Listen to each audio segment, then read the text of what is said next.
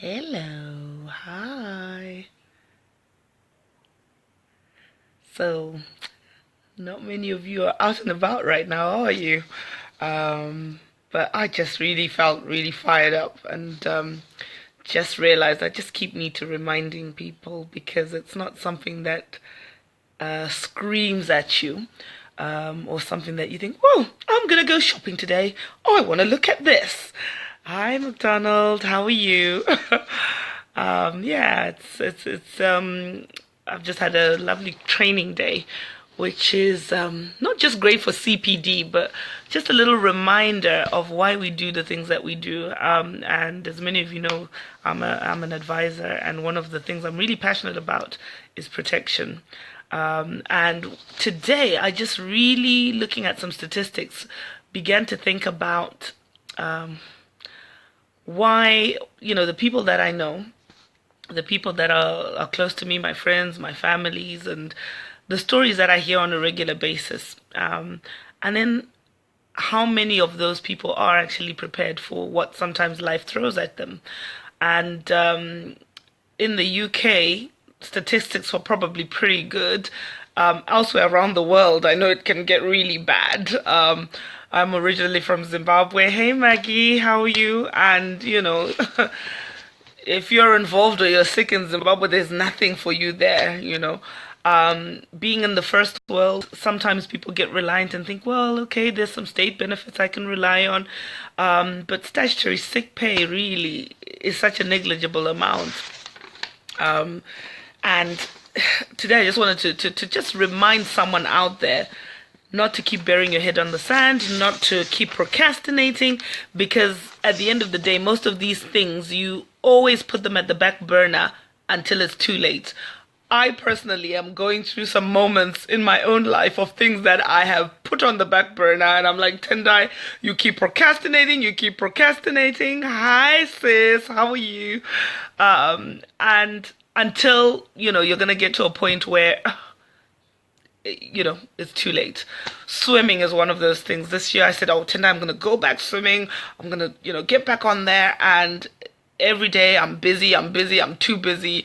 And I'm like, first quarter's gone. I've probably been 5 times. And that's just not good enough. But this one I want to talk to you about is just protection.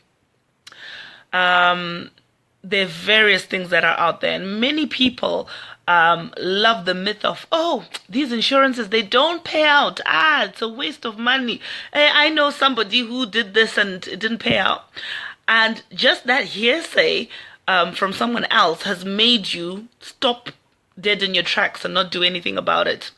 And until, you know, unfortunately, sickness comes knocking on your door or death comes knocking on your door, and all those people who are advising you not to do anything about it are nowhere to be found. Uh, Amazingly, many people, when asked, well, currently in the UK, just to get a feel of the statistics that were shared today from the National Office of National Statistics and some insurance providers were that 16 million households or people of working age have less than £100 savings. So I just want you to picture that you've got less than £100 savings. You're bringing in £2,000 every month, right? But you've got less than £100 savings. Many people, again, are on zero contract hours, so there's no guarantee on the work. Many people get on statutory sick pay if they're off work sick, and they think, yeah, I've got statutory sick pay. They don't even know how much that is. And if you were to fall ill for more than 2 months or 3 months, what happens to that list of direct debits that you have every month? I have a little one here, and we're always complaining of how childcare is so expensive, or it's hard. You have to juggle things to make things work. Hi, Spiwe. And if one of you hasn't got an income coming in, what happens to that balance sheet? What happens to those outgoings? How are you going to cope? How are you going to manage? What have you got in place today to sort that out? So when you've got tons of savings built up, I say kudos to you. Well done. You've thought about it. You've put something in place. But sickness comes knocking on anybody's door. No one is immune to it. No one is exempt from it. Death can knock on anyone's door. Serious illness can knock on anyone's door. And I just want to encourage you to put something in place for you and your loved ones if that thing should happen. I mean, last year I was one of those people. I mean, I've had insurances for years, but yeah, last year on really trivial things, I was so happy. I lost my car keys for starters, and those electronic fob cars. And I realized that it was my home insurance. No, it was that Travel Plus insurance I have. It had the car replacement thing on it. It was £300.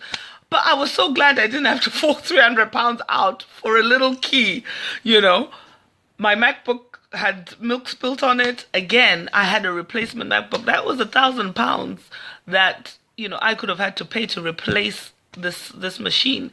And so when I look at that, car accident could be a car, £3,000, £5,000. I don't know how much your car is worth, and the cost of fixing that other person's car. These are things that we pay for. Mobile phone.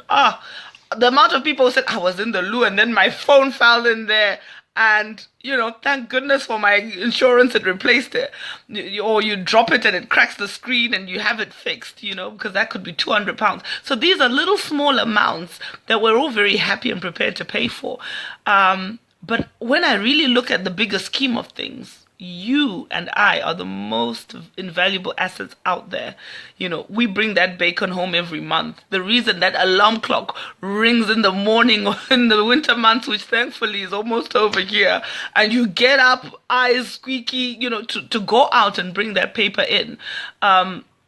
If for any reason you're not able to do that, is it not worthwhile making sure that you've assessed what would happen in that case?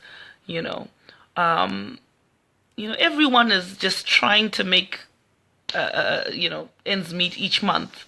Everyone's looking after their, incomings, outgoings, their savings plans, their investments, their properties. And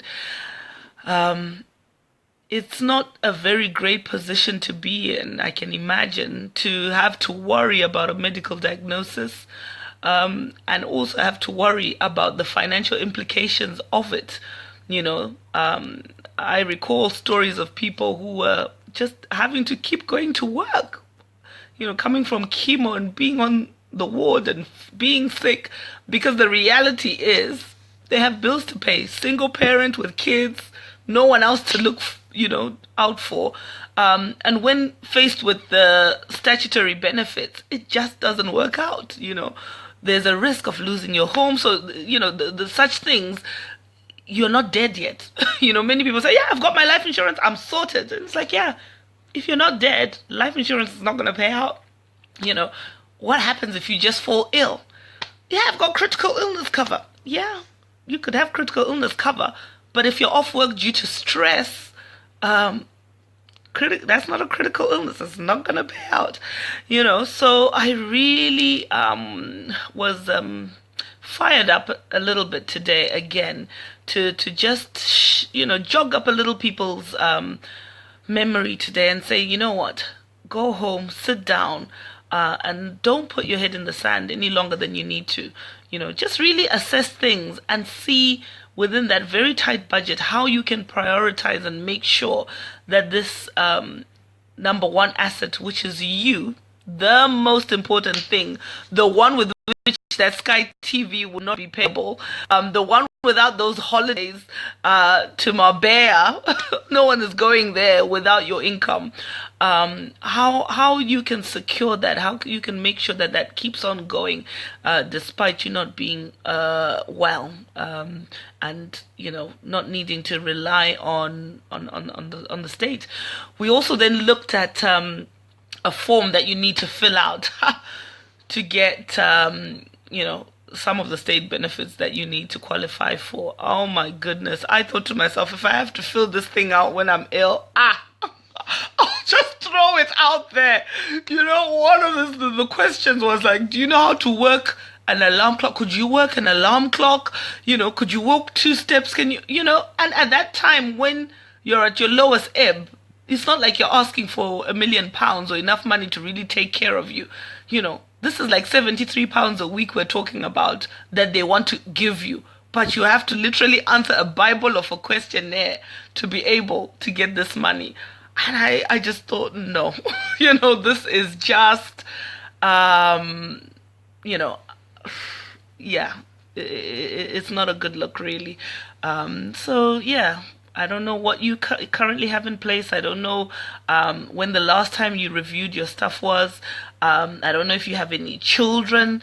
But please make sure that you protect the ones you love. Please make sure that you put first things first.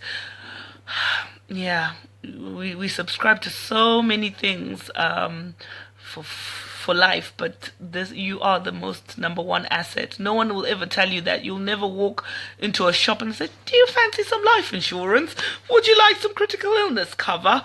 But every day someone is being diagnosed with cancer. Someone is being, having a heart attack every minute. The statistics are scary. Not that you should be scared, but just to be prepared that, there's nothing terrible about that person who was in that position. That young woman who's got 3 kids and her husband just died, today. It's not that they were reckless or whatever, but life just happened. And if it just pans out to be that way for you, where would you guys be? Have you put a will in place? Do people know what's going to happen when you're no longer around? So that's just what I wanted to share with you guys today. And I trust you're all well. I hope you enjoy the rest of your week. And thank you for watching. Thanks, Tatenda. Bye.